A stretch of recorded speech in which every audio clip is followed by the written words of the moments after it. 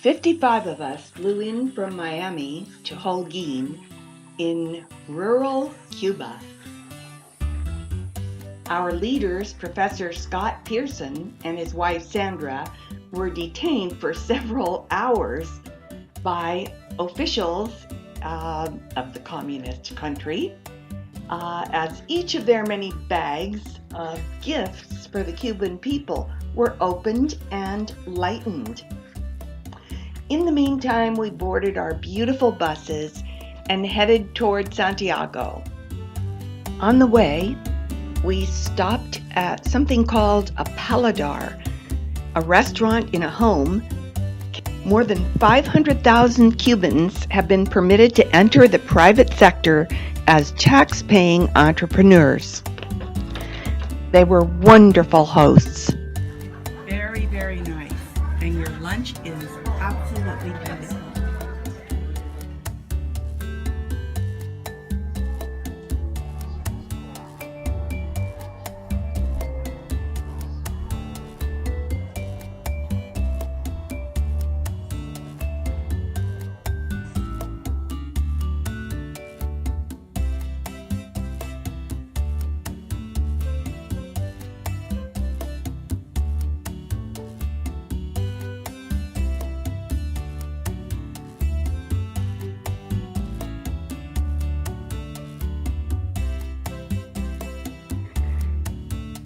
After a leisurely stop, we boarded our buses and headed for the coast.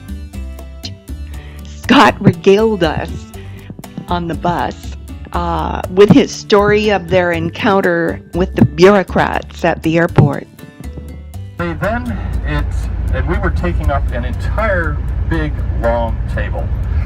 We were clearly the hit of the moment here, and they then confiscated 10 of the 16 maglite. So finally we said, can't we go? And the guy said no.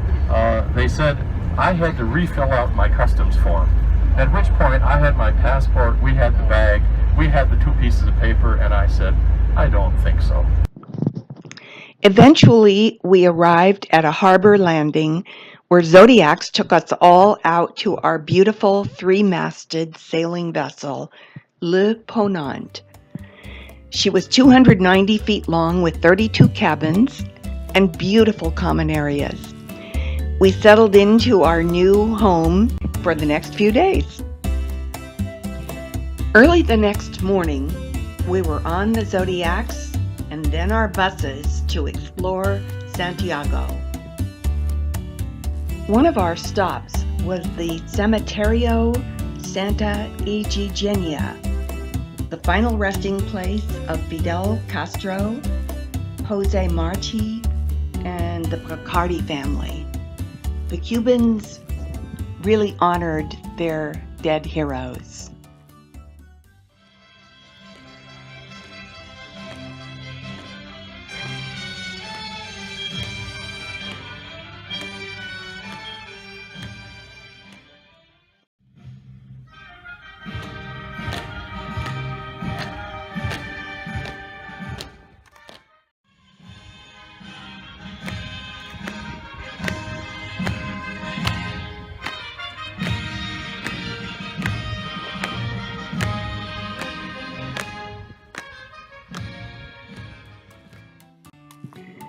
This was an hourly ceremony watched respectfully by many.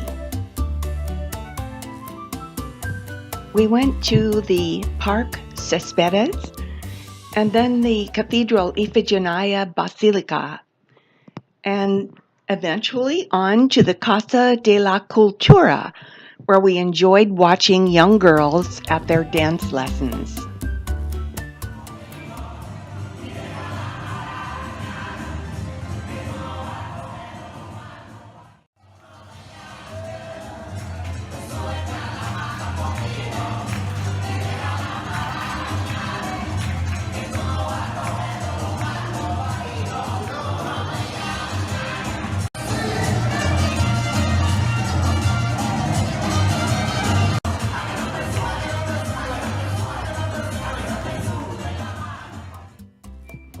We were hungry for lunch, So we went to another paladar, this time in a very attractive Cuban neighborhood.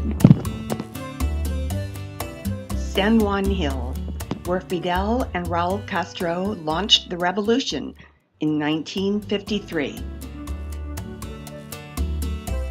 Our last stop, Morro Castle, and a lovely surprise.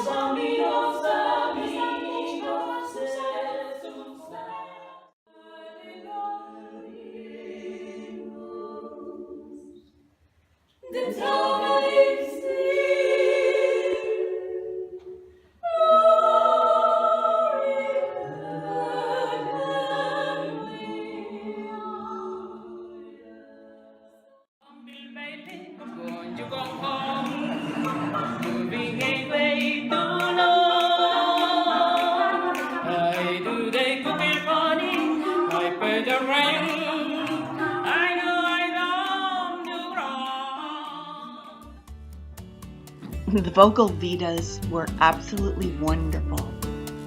Well, time to go back to the ship after a lovely day in Santiago.